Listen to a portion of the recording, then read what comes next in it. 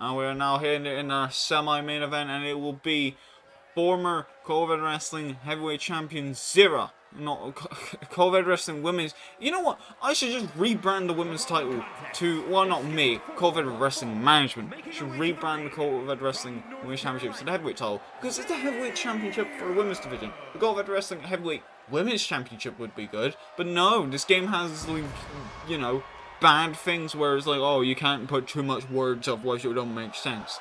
But yeah, the COEW Wrestling Women's Champion, former Women's Champion, Zira, walking on out here tonight, and she's going to be fighting against the #1 contender for Sparkle Sirens Championship that Sparkle just won. Not just won the belt, but just won their last match, and that will be Rhea Ripley. Rhea Ripley will be fighting against Sparkle Siren at Bella Fortuna for the COEW Wrestling Women's Championship, and Zira wants the belt back so much. We still don't know what that deal was. We have tried to get interviews with Zira, and Zira shut them down. And a few times that people have asked, Zira's been like, shut the fuck up, mind your own business, I'm doing my own thing.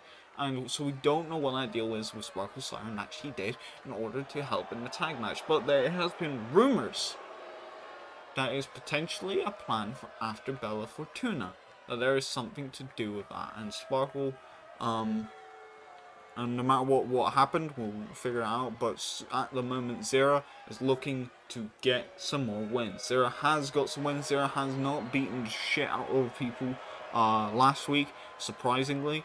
So Zira is now looking to get another win underneath her belt, and that win is in the shape of Rhea Ripley loss. And Rhea, like I said, although has lost to Michin, has been pretty dominant throughout the whole season. That one loss that we saw in the season was in a literal squash match that Miriam managed to get, like, scraped by and win, only because of the fact that Rhea Ripley was not taking her seriously. And since then, Rhea has taken everyone seriously. And in this case, you're fighting against literally the champion before Sparkle at the moment, Rhea. You are fighting against one of the top tier superstars, and Rhea is going to be laser focused. And as you can see, Rhea staring down daggers down to the ring before even stepping foot into it. The pyro going off. Representing the Judgment Day from Adelaide, Australia,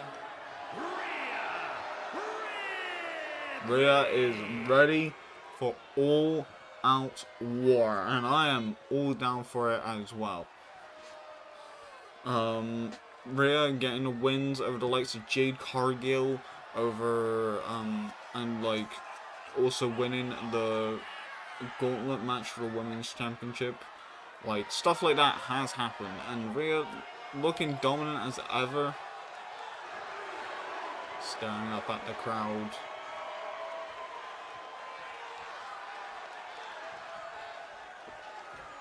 Getting ready.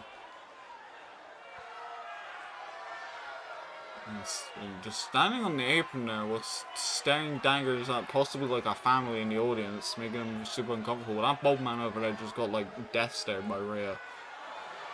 But calm, focus, staring straight at Zira. Zira also staring back.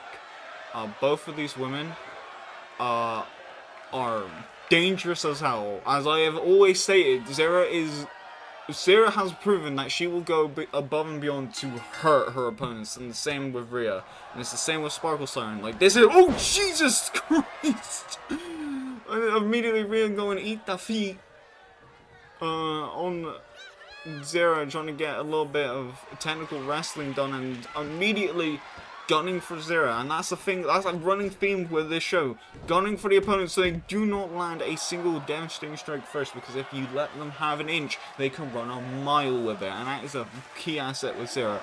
Both Rhea and Zira have got their unique strengths and weaknesses. For example, Rhea is definitely a strength capability, with the buff of, like, the strength and the buffness of Rhea being able to handle up against even male superstars. However, Zira is very much also, I wouldn't say more aggressive, but maybe slightly quicker than Rhea.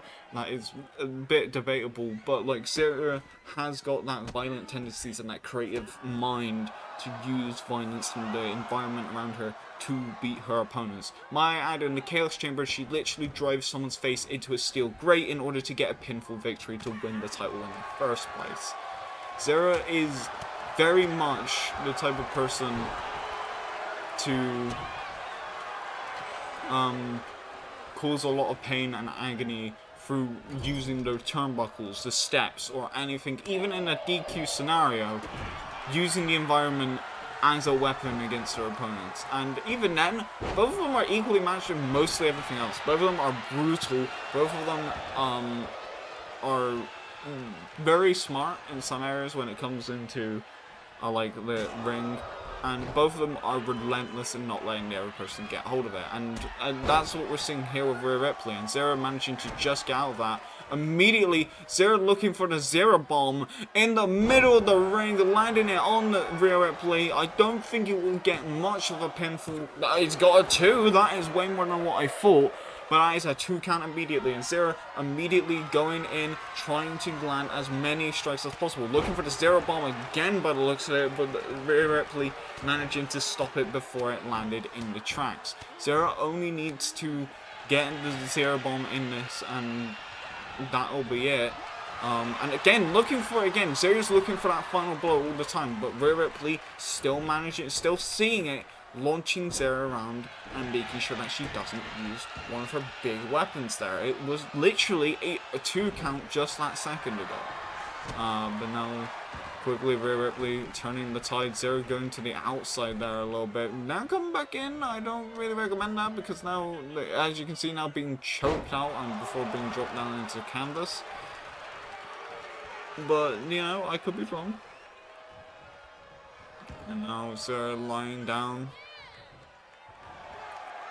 Quickly sweeping the leg though of Rhea Ripley. This could be what Zira needs. Zira now going in for a neck breaker attempt. Zira is now on top. Not Mommy on top, it is now Zira. And Zira looking for the Zira bomb one more time. Maybe looking for the double. Oh, pedigree! Busting it down on Zira. We already talked about how the pedigree did help her back in the day. Dropping face first onto the canvas. 1, 2, and a kick out at 2. Zira has not landed that much offense in. Admittedly, but 2 moves there. The Zira bomb that we have seen many of times throughout COVID wrestling back in her toothpaste era look, and then the pedigree, the move that did help secure the title back in the day, and using both of them against Rhea Ripley. Rhea Ripley again trying to get on top, trying to make sure that Zira does not have an inch at all in this race. Only a 2 count though, a little bit weakened up. Quick stomps in succession. Rhea Ripley dragging up Zira by the hair, by the mask, trying to unmask Zira. Zira keeps the mask on because of stuff. Quick roll-up attempt now. We've already seen a roll-up victory before, but quickly with a kick out by Rhea Ripley, not having it. But again, looking for possibly the Zira bomb or the pedigree there. We keep seeing Zira going in for those final moves, not landing any moves before it. Only a 2 count there. I have no idea if the referee was just slapping her face. We've also seen that by the referee. And now quickly trying to go in for an attempt. And now going in. Rhea Ripley going in for the inverted Texas Cloverleaf, looking to damage the legs here. And just locking it in. Zira might have to tap out if it is too much. And Zira is tapping out here tonight. Rhea Ripley getting the win. Rhea, most of the offense is there, but Zira did land a few of her big strikes to try to take down Rhea, and it was close in those encounters. But good job, Rhea Ripley, for getting a win here tonight, submitting Zira, a former champion. And Rhea Ripley looking smug as ever, ready for Bella Fortuna.